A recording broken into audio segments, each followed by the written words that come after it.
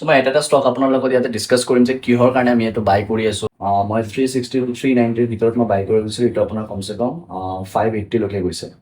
চ' টাইমিংটো আমাৰ পাৰফেক্ট আছিলে, যোনটো আমি এণ্ট্ৰি লেভেল দিছিলোঁ।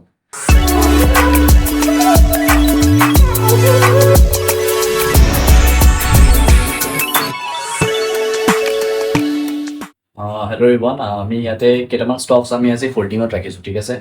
বাট এইবোৰ যোনবোৰ ষ্টকছ আপোনালোকে দেখা পাই আছে, এইটো জাষ্ট মই টেষ্টিঙৰ কাৰণে আমি জাষ্ট বাই কৰিছিলোঁ, সেইটো ITC ডিমাৰ্ট। বাট ITC আমি আকৌ ইয়াতে বাই কৰিছিলোঁ, আমাৰ ইয়াতে কিবা বুলিছ মমেণ্টাম লাগি আছে।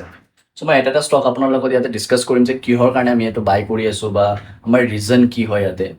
Okay, so' first of all আছে এইটো আপোনাৰ চেম্পল ফাৰ্টিলাইজাৰ। চ' এইটো যদি মই দেখাওঁ ষ্টকটো,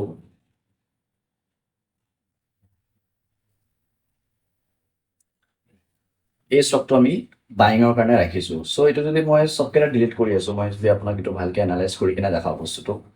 চ' আপোনালোকে ইয়াতে দেখা পাব যে মাৰ্কেটৰ যোনটো অভাৰঅল যোনটো ষ্ট্ৰাকচাৰ আছে, এইটো পজিটিভ আছে, মানে মাৰ্কেট অভাৰঅল আপছাইডত গৈ আছে, ঠিক আছে। কিন্তু এতিয়া বৰ্তমান মাৰ্কেটে এটা আপছাইড মুভ দি কিনে এটা ৰিট্ৰেচমেণ্ট বা এটা ফল, এটা পুল বেক বুলি আমি ক'ব পাৰোঁ। এই বস্তুটো মাৰ্কেটে এটা ৰিট্ৰেচমেণ্ট কৰি লৈছে, আৰু ৰিট্ৰেচমেণ্টটো কোনটো জেগাৰ পৰা কৰিছে? মাৰ্কেটৰ এইটো যোনটো লেভেল আছে, এইটো যোনটো ৰেজিষ্টেঞ্চ লেভেল আছিলে, ৰেজিষ্টেঞ্চ লেভেল মানে মাৰ্কেটৰ যোনটো লেভেলৰ পৰা মাৰ্কেট উঠিব পৰা নাই, চাইছেনে? ইয়াৰ পৰা মাৰ্কেট উঠিব পৰা নাই, উঠিব পৰা নাই, উঠিব পৰা নাই, উঠিব পৰা নাই, মানে এইটো লেভেলৰ পৰা মাৰ্কেট উঠিব পৰা নাছিলে। কিন্তু এতিয়া যোনটো ব্ৰেক কৰিছে, ব্ৰেক কৰি কিনে মাৰ্কেট গৈছে, এণ্ড এইটো টাইপ অফ ৰিটেষ্ট মাৰ্কেটে ইয়াতে কৰিছে। চ' এইকাৰণে আমি ইয়াতে এইটো পজিশ্যন, আমি এইটো ষ্টক আমি এইটো কাৰণে বাই কৰিছিলোঁ, ঠিক আছে। চ' আমাৰ বাইং প্ৰাইচ অলমষ্ট এইটো লেভেলৰ ক'ৰবাত হ'ব,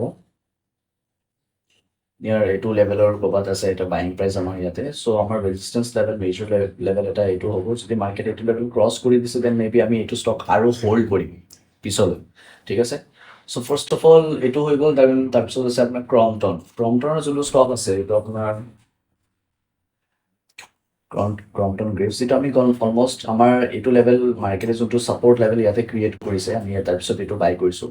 অভাৰঅল যেনেকৈ সেইটো আপোনাৰ এটা ৰেজিষ্টেঞ্চ লেভেল আছিলে, মাৰ্কেট ব্ৰেক কৰি কিনে চেম আকৌ টেষ্ট কৰি কিনে আকৌ গৈ আছে। চ' আমি এইটোৰ কাৰণে আমি এইটো ষ্টক আকৌ বাই কৰিছোঁ।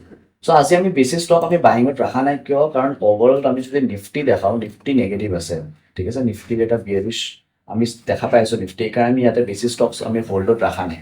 কাৰণ যদি ইণ্ডেক্স যদি নেগেটিভৰ পিনে যায়, ষ্টকছো নেগেটিভৰ পিনে যাব, তো তেতিয়া মানে অলপ ইনভেষ্টমেণ্ট কৰা বা কিবা ষ্টকছ হোল্ডত ৰখা অলপমান ৰিস্কি হৈ যায় বস্তু, ঠিক আছে।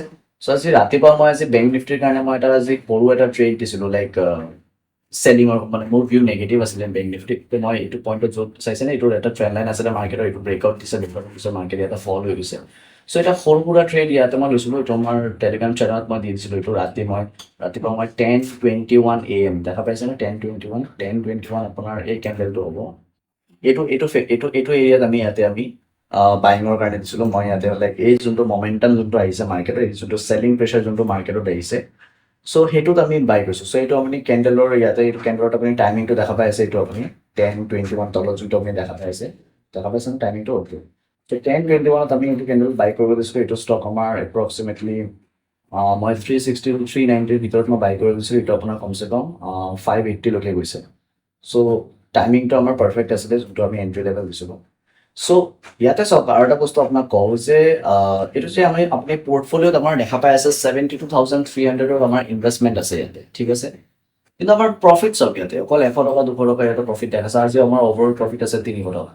চ' আমাৰ ইয়াতে এক্সপেক্টেশ্যন আমি বহুত কম ৰাখোঁ। এনেকুৱা নহয় যে আমি 70,000 আমি ডিপ্লয় কৰিছোঁ, সেইকাৰণে আমি আজি প্ৰফিট আমি চামথিং 5,000, 10,000, 20,000 ইমান আমি এক্সপেক্ট কৰিম, সেনেকৈ আমি নকৰোঁ। কাৰণ এইটো আমি অভাৰঅল আমি at the end of the month or at the end of the 3 to months আমি চাওঁ যে মাৰ্কেটৰ অভাৰঅল আমি কিমান প্ৰফিট আছোঁ, কিমান পাৰ্চেণ্টেজ আমি জেনেৰেট কৰিছোঁ মান্থলি, বা 3 ইয়াৰ্ছলি, বা 3 মান্থছত, বা 6 মান্থছত, বা 1 yearত আমি কিমান পাৰ্চেণ্টেজ আমি জেনেৰেট কৰিছোঁ। চ' সেইটো আমাৰ মেইন প্ৰায়ৰিটি থাকে।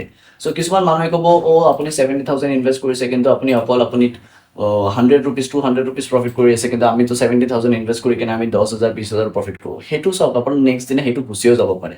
চ' আপুনি সেইটো বস্তু আপুনি মাইণ্ডত ৰাখিব লাগিব যে মই অভাৰঅল 1 মাহত বা মই অভাৰঅল 1 বছৰত মই কিমান মই এক্সপেক্টেশ্যন ৰাখি আছোঁ মাৰ্কেটৰ পৰা। যিমান আপোনাৰ এক্সপেক্টেশ্যন কম ৰাখিব, আপুনি সিমান আপুনি সৰু প্ৰফিটছ আপুনি বুক কৰিব পাৰিব মাৰ্কেটত, ঠিক আছে। অ'কে, চ' সেইকেইটা ষ্টকছ আমাৰ অলৰেডি আমি কেইটামান ষ্টকছ ইয়াতে আমি এক্সিট কৰি লৈছোঁ। বাট আমি কেইটামান অকল এটা দুটা তিনিটা চাৰিটা পাঁচটা এই পাঁচটা ষ্টক আমি ইয়াতে হোল্ডত ৰাখিছোঁ তো চাওঁ এইটো মেবি আমাৰ এক মাহো লাগিব পাৰে বা এইটো এসপ্তাহ হ'ব পাৰে বা আমি কালিয়ে মেবি এইটো আমি এক্সিট কৰি ল'ব পাৰোঁ চ' এইটো বস্তু আমি চাই লওঁ মাৰ্কেটৰ চিটুৱেশ্যন বুজি আমি পজিশ্যনছবোৰ আমি ডিচাইড কৰিম কি কৰিব লাগিব ঠিক আছে অ'কে